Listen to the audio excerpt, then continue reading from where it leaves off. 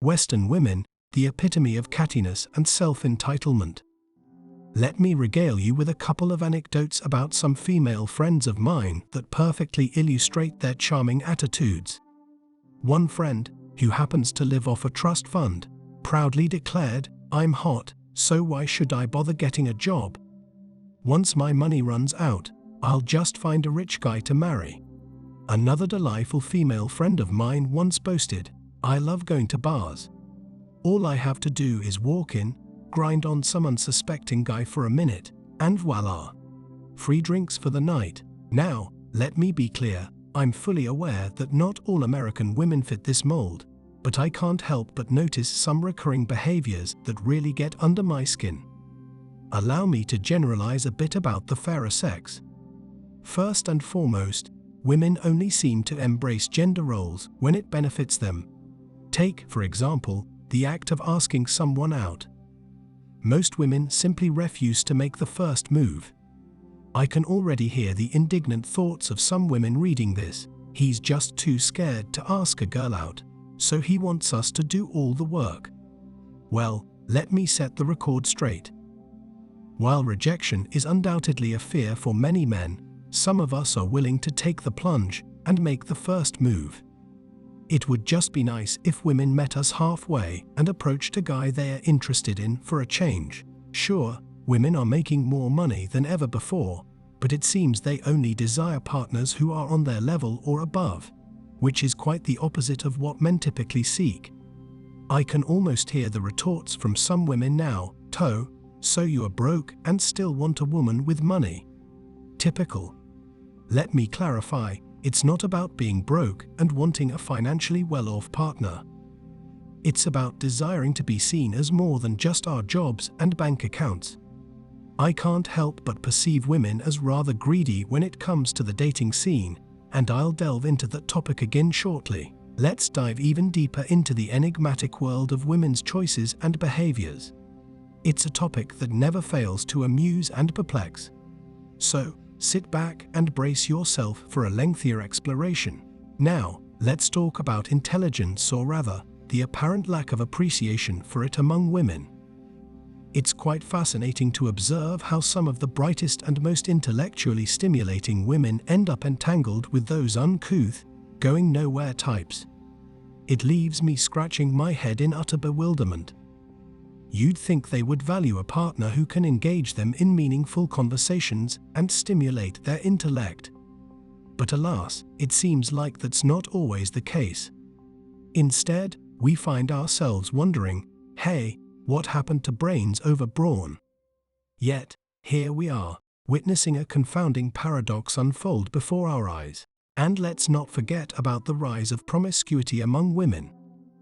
It's an undeniable trend that continues to gain momentum. More and more of them are engaging in casual encounters, one-night stands, and friends with benefits arrangements. It's as if commitment has become a foreign concept, lost in the winds of instant gratification. Now, don't get me wrong, I firmly believe in personal freedom and the right to explore one's desires. But it's hard not to raise an eyebrow when this behavior becomes so prevalent. We are left pondering, is there still room for meaningful connections, emotional depth, and genuine intimacy in this fast-paced and hookup-focused culture? In fact, I recently stumbled upon an article that shed light on an intriguing phenomenon. It suggests that even some women aren't entirely content with this casual approach to relationships. Yet, they find themselves succumbing to societal pressures and dropping their guard and their panties in order to hold a man's attention. It's as if they are trapped in a never-ending cycle, torn between their desire for something more meaningful and their fear of being left behind. So, they play the game, hoping that their momentary physical appeal will be enough to ignite a deeper connection. It's a bittersweet realization, one that speaks volumes about the complexities and contradictions within the realm of modern relationships. But let's not stop there. We must also delve into the captivating concept of women settling for a particular type of partner as they enter their late 20s and 30s. It's an intriguing phenomenon, indeed. After years of wild fun and exploration, they seem to pivot towards seeking stability and reliability in their potential life partners.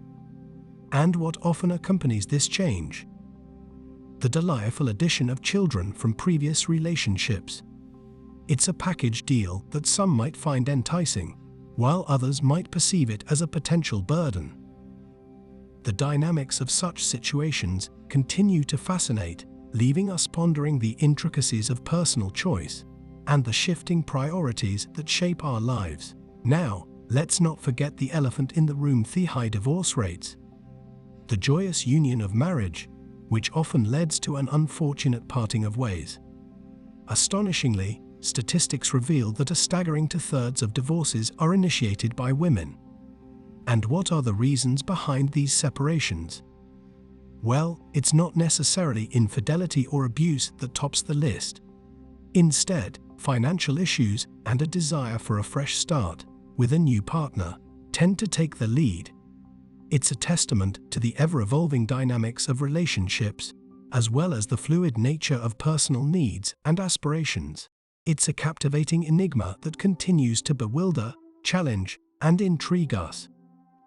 As observers of human behavior, we can only marvel at the complexities that shape the realm of romance and connection. So, let us raise our glasses once again to the enthralling journey of deciphering the female Minder journey that knows no bounds and always keeps us on our toes. Cheers to the captivating enigma that is womanhood. It's truly astonishing how they turn a blind eye to the struggles faced by boys in school, their abysmal graduation rates, and the dwindling number of men pursuing higher education. And let's not forget that men are now the minority in the workforce, struggling to earn a decent living to support a family. But do these women care? Not a chance. No, instead, they happily engage in promiscuous behavior, hopping from one partner to the next, only to expect a man to settle down with them once they've had their fill of fun. And if they do marry, they are all too eager to snatch up a man's assets in a divorce, leaving him with empty pockets and a broken heart, while proudly claiming custody of their shared children. It's truly a wonder to behold. Just take a look at the articles published by women in the West these days. You'll find gems like "Are Men Really Needed Anymore?" A delightful piece that exemplifies the appreciation and respect they have for men. For these reasons and many more, it's no wonder that men are understandably suspicious of the average Western woman. I'm not saying all of you are rotten to the core, but let's face it, many of you harbor deeply anti-man sentiments and behaviors. Feminism has so thoroughly corrupted Western women that they now openly discriminate against and belittle men. It's no wonder men are starting to distance themselves from modern women. So, there you have it, a straightforward and concise explanation as to why men might not be eager to associate themselves with the modern woman. It's not personal, ladies, just a response to the realities of the world we live in. And that's it for today on Sigma Traits. Make sure you hit that like button, smash that subscribe button, and don't forget to ring that notification bell so you can be the first to know when my new video drops. Let us know your thoughts in the comments below. See you all tomorrow.